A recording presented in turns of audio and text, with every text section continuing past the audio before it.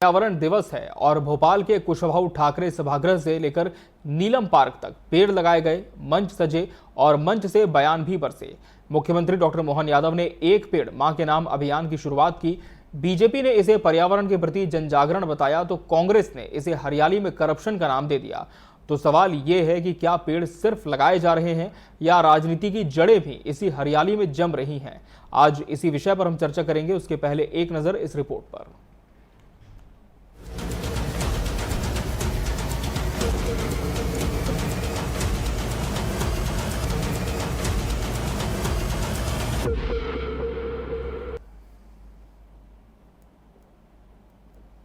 विश्व पर्यावरण दिवस के मौके पर मुख्यमंत्री डॉक्टर मोहन यादव ने भोपाल में पौधारोपण कर एक पेड़ मां के नाम अभियान की शुरुआत की।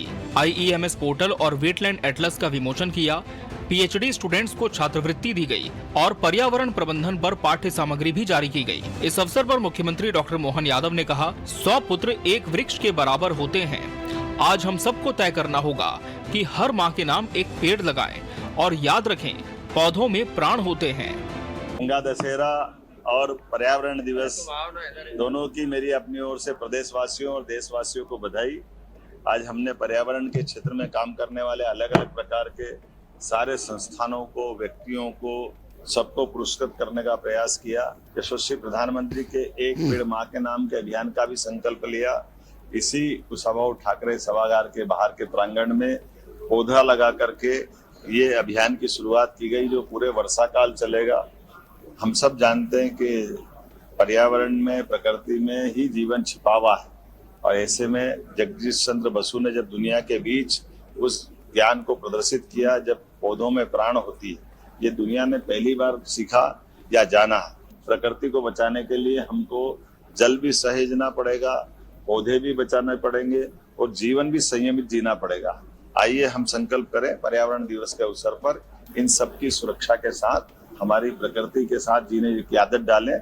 मेरी अपनी ओर से बधाई। बीजेपी प्रदेश अध्यक्ष BD शर्मा ने भी पेड़ लगाए और पुराने कॉलेज के दिन याद किए। भारतीय जनता पार्टी मध्य प्रदेश ने इस अभियान के दौरान 5 जून से इस पर्यावरण दिवस से लेकर के 15 अगस्त तक हम लगातार 2 महीने ये अभियान चलाएंगे और सभी कार्यकर्ता, प्रत्येक बूथ स्तर के कार्यकर्ता, शक्ति केंद्र के कार्यकर्ता, प्रत्येक मंडल से लेकर के जिला और प्रदेश के पदाधिकारी, सभी लोग वृक्षारोपण के अभियान में एक पेड़ मां के नाम इस अभियान को वृक्ष लगा करके अपनी भूमिका निभाएंगे। इसलिए मैं सभी कार्यकर्ताओं से भी आह्वान करता हूं कि आज जो संकल्प हमने लिया है कि 15 अगस्त तक चलने वाले वृक्षारोपण के अभियान में और एक पेड़ मां के नाम के इस अभियान को हम सब लोग अपनी भूमिका निभाएं, सुनिश्चित करें कि मैं भी पेड़ लगाऊंगा। मेरा सभी कार्यकर्ताओं से इस बात के लिए आह्वान है, अपील है। लेकिन कांग्रेस ने इस अभियान पर सवाल खड़े कर दिए। कांग्रेस मीडिया विभाग के अध्यक्ष मुकेश नायक ने कहा कि ये वही सरकार है जिसने वृक्षारोपण में भी घोटाले किए। नायक ने कहा, नर्मदा किनारे 10 करोड़ पौधे लगाने का दावा किया गया, लेकिन आज उनका कोई पता नहीं और स्मार्ट सिटी के नाम पर हजारों पेड़ काट दिए। ये पहला राज्य है जो वृक्ष लगाने में भी करप्शन कर रहा है। आज पर्यावरण दिवस है और वृक्ष हमें जीवन देने वाले हैं, वृक्ष हमें ताजी हवा देने वाले हैं। वृक्ष के बिना जीवन की कल्पना नहीं हो सकती। लेकिन दुर्भाग्य है कि नर्मदा के किनारे 10 करोड़ वृक्ष लगाने का दावा करने वाले शिवराज सिंह चौहान तो मध्य प्रदेश छोड़ के चले गए, लेकिन वृक्षों का अता पता नहीं है। स्मार्ट सिटी तो नहीं बनी, लेकिन स्मार्ट सिटी के नाम पर लाखों पेड़ काट दिए गए, किसी का अता पता नहीं है। एक फोटो खिंचवाने के लिए एक पेड़ लगा देना अलग बात है और पर्यावरण की रक्षा के लिए वृक्षों को, जंगलों को संरक्षण देना एक अलग बात है। पर्यावरण बचाने की पहल एक जरूरी और सराहनीय कदम है, लेकिन जब पेड़ लगाने की जगह बयानबाजी होने लगे तो हरियाली की आड़ में सियासी रंग साफ दिखने लगते हैं। पेड़ लगाना सेवा है पर बयान लगाना सियासत। सवाल ये है कि क्या हर पेड़ अब पार्टी की पहचान बनेगा? एक पेड़ जरूर लगाइए, चाहे किसी के नाम पर हो या सिर्फ इस धरती माँ के लिए। Bureau report, TV 24 news.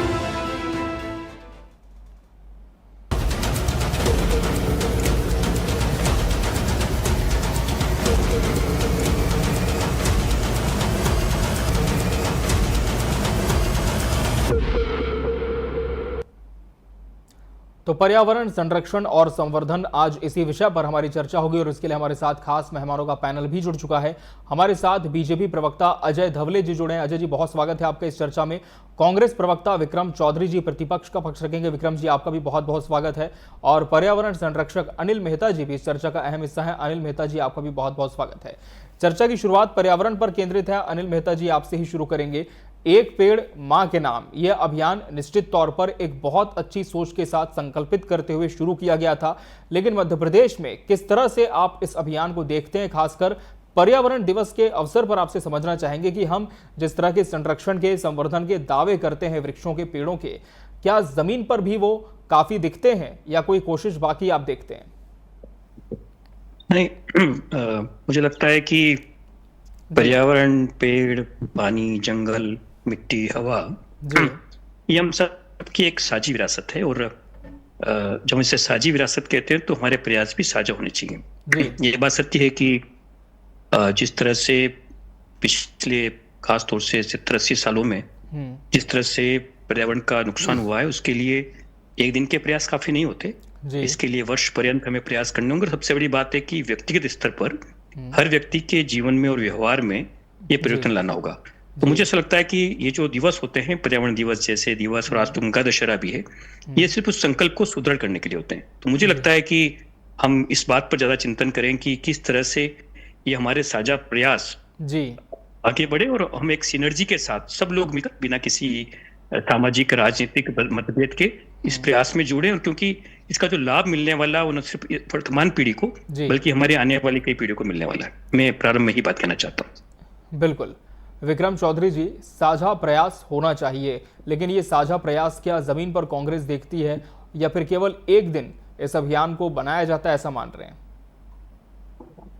ये तो आपके आर्काइव्स में जो न्यूज होंगी उसमें पता चलता होगा कि 6 जून को या 4 जून को मुख्यमंत्री क्या कर रहे थे।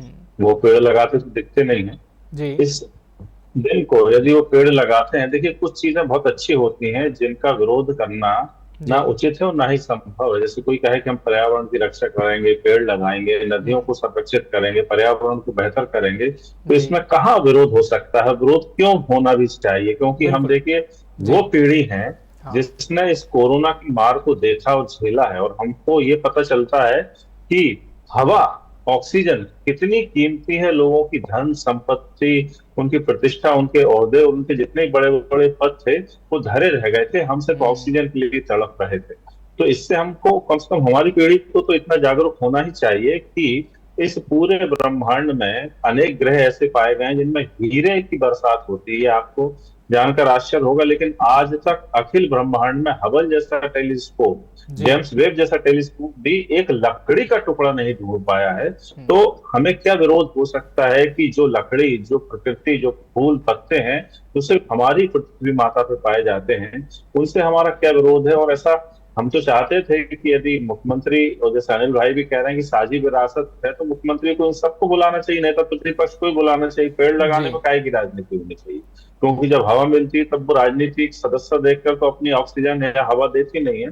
बहरहाल, लेकिन आप मुझे बताइए कि जो 10 करोड़ पेड़ लगे थे उनका क्या हुआ? मैं तो ये चाह रहा था कि मुख्यमंत्री महोदय नए पेड़ लगाने की बजाय जो 10 करोड़ पेड़ हैं उन्हीं को ढूंढते, उनके आसपास साफ सफाई करते, उन्हीं में पानी डाल देते थे, उनकी बैरिकेटिंग कर देते, तो हम बहुत प्रसन्न होते। लेकिन इवेंट होते हैं और इवेंट के पीछे सिर्फ और सिर्फ भ्रष्टाचार होता है। ये आरोप हमने तब भी लगाया था, शिवराज सिंह साहब ने नौटंकी की थी, और हम तो आशा भरी नजर से देख रहे हैं कि ये ईमानदारी से तो कम से कम इतना काम कर लें, क्योंकि जो महाकाल लोक तक में जो लोग भ्रष्टाचार कर लेते हैं और पैसा भगवान के नाम पे तक खा लेते हैं, तो हम चाहते हैं कि उनमें इतनी समझ हो, इतनी चेतना हो कि ऑक्सीजन सबसे ज्यादा जरूरी है। 4 साल पहले हम ऑक्सीजन की अभाव में जो तांडव देख चुके हैं मौत का, हम चाहते हैं कि मुख्यमंत्री महोदय माँ के नाम पे जो आप पेड़ लगा रहे हैं, तो आपको माँ की कसम है कि एक पैसे का भी इसमें भ्रष्टाचार ना हो, जमीन पर हरियाली हो, खूब पेड़ लगे और सब प्रसन्न रहे, आनंद कर रहे हैं। जी अजय धवले जी, आयोजन हर साल होता है, पर्यावरण दिवस हम प्रतिवर्ष मनाते हैं, लेकिन कांग्रेस की चिंता भी वाजिब है कि हम पेड़ों के संरक्षण के लिए उसके बाद क्या करते हैं? क्या सिर्फ पेड़ लगाना ही कर्तव्य होता है या फिर हम आजीवन उसका संरक्षण करें, यह भी संकल्प होना चाहिए?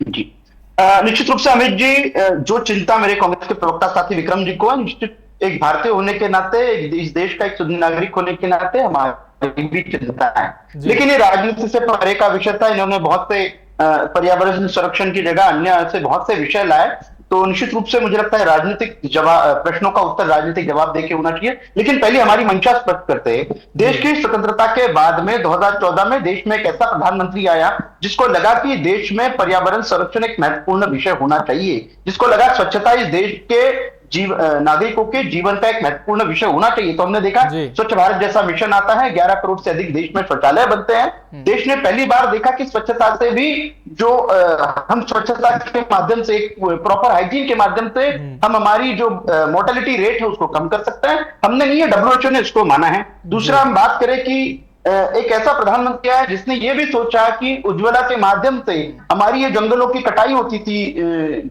चूल्हे जलाने के लिए, उसको भी रोकने का प्रयास किया गया।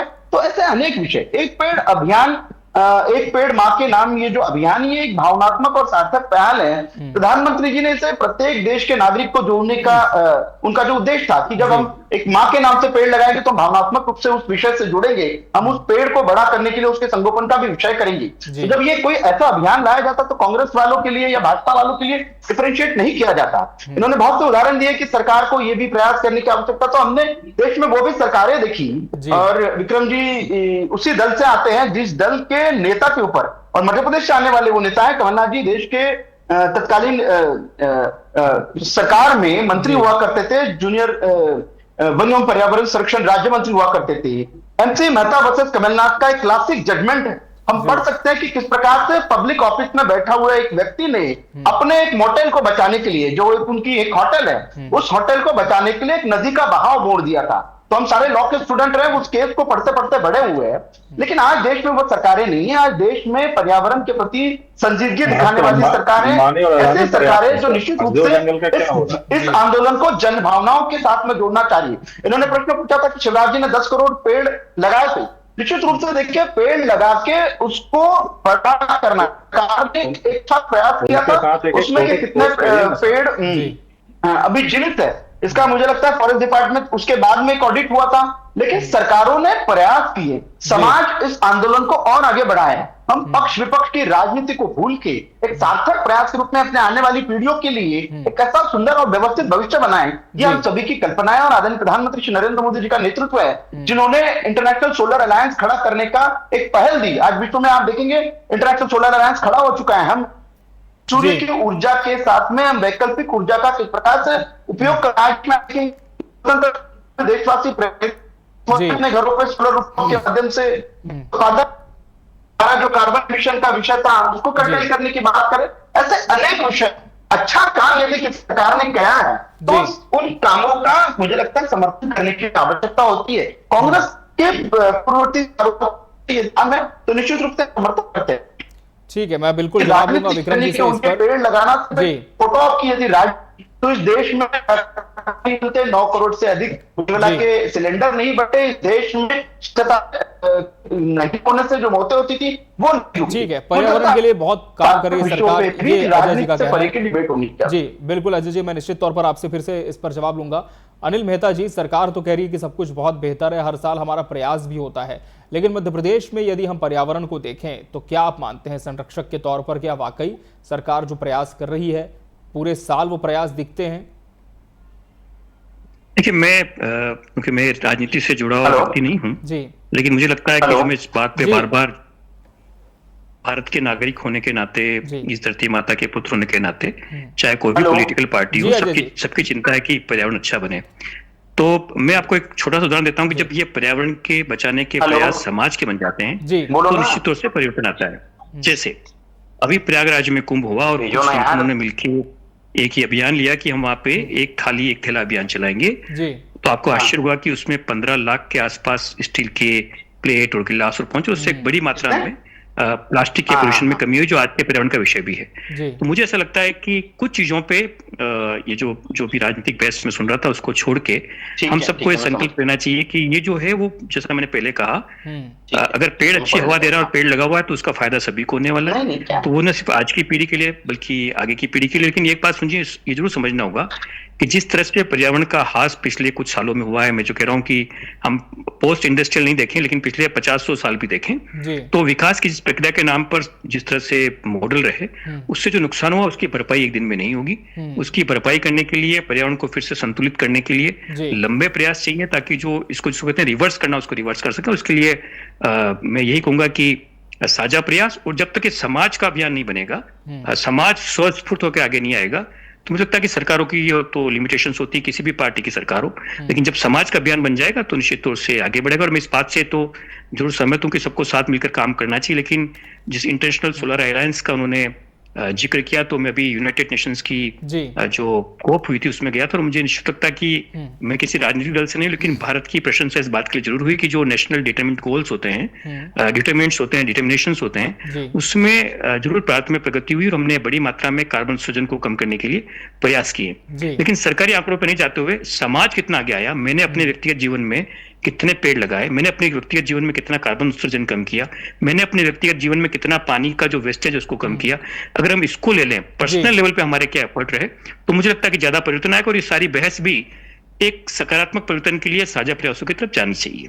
ठीक है विक्रम चौधरी जी, अजय जी से आपकी बात का जब जवाब लिया तो उन्होंने कहा कि ऑडिट फॉरेस्ट की तरफ से हुआ है और ये बिल्कुल साफ है कि जितने पेड़ लगाए गए थे वो अभी भी वहां पर है, भली भांति वो फल फूल रहे हैं वहां पर। लेकिन क्या हमें चिंता इसी बात की करनी चाहिए कि हम पेड़ लगाकर भूल ना जाएं, या मध्य प्रदेश में और भी अन्य पर्यावरणीय विषय आप देखते हैं?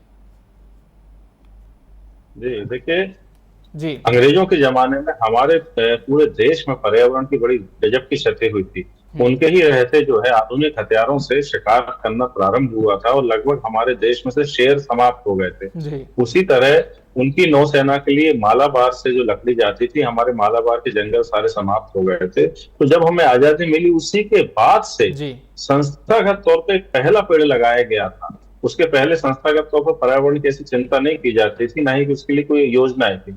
इस मामले में कांग्रेस ने जो प्रोजेक्ट टाइगर नाम का जो एक अभियान चलाया था, उसका पूरे जंगल लगाया गया। और ये बड़े गर्व की बात है कि मध्य प्रदेश में सबसे ज्यादा फॉरेस्ट रिजर्व और फॉरेस्ट सेंचुरीज हैं, और मध्य प्रदेश ही एकमात्र देश का ऐसा राज्य है जहां लगभग 35% से ज्यादा जंगल है। तो ये हमें धवले जी को और हम दोनों को स्वीकार करना चाहिए कि ये हमारी सामूहिक उपलब्धि है। और इसमें भी आप अनुपात रखें तो 20 साल इनकी सरकार, बाकी हमारी सरकार, तो समझ में आता है कि किसने अधिक पेड़ और पर्यावरण के लिए प्रयास किए। लेकिन मुझे ऐसा लगता है कि जो पेड़ लगाने की जो फोटोबाजी है, हमें उससे दूर हटना चाहिए, खासतौर पर सरकारों को। क्योंकि एक पेड़ आप लगाते हैं वो ठीक है, उसका अपना एक संकेतात्मक और एक प्रतीकात्मक महत्व है, वो होना भी चाहिए। किसी भी राजनीतिक दल के अथवा प्रदेश के प्रमुख को पेड़ लगाते ही फोटो खिंचाना चाहिए और उस पर एक अच्छा संदेश जाता है, हम इसका स्वागत करते हैं। लेकिन हम जो सबसे ज्यादा मध्य प्रदेश में जिस चीज की कमी महसूस कर रहे हैं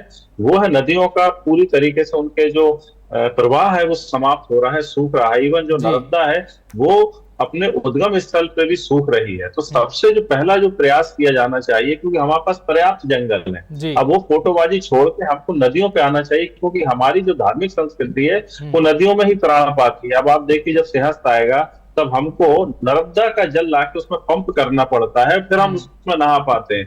तो ये अपने आप में एक धार्मिक धोखेबाजी है, क्योंकि जो छिप्रा का जल है उसमें स्नान का अपना महत्व है, लेकिन हम क्या करते हैं कि नर्मदा के जल को छिप्रा में छोड़ते हैं, तब जाके हम स्नान कर पाते हैं। तो हमको ऐसा करना चाहिए कि जो हमारी धार्मिक नदियां हैं कम से कम वो तो अपने मूल प्रवाह में अवस्थित हो, इस बात को प्रयास करना चाहिए। इसके लिए सबसे पहले जो है जो अतिक्रमण हो रहे हैं, वो जो सरकार के संरक्षण में जो अतिक्रमण हो रहे हैं, हमारे जल के स्रोतों पे अतिक्रमण है, नाले पे अतिक्रमण है। आप देखिए जैसे ही भोपाल में पानी गिरेगा कई जगह पानी भर जाता है, तो नालों पर रसूखदार लोग अतिक्रमण कर रहे हैं। मैं बाबूलाल गौर साहब की प्रशंसा करूंगा कि उन्होंने अतिक्रमण के लिए जितने जोरदार अभियान चलाया था पटवा जी की सरकार में, उसके बाद से ऐसा अभियान भाजपा में हमको देखने को नहीं मिलता है। तो हम चाहेंगे चाहे वो नदी हो, चाहे वो तालाब हो, चाहे वो शहर के छोटे छोटे नाले हो, कुछ भी हो, उन पर आप अतिक्रमण तो हटाइए। और दूसरी बात जो ये सरकार पूरी तरह फ्लॉप रही है वो इस बात में है कि जो गंदे पानी का निस्तारण होता है,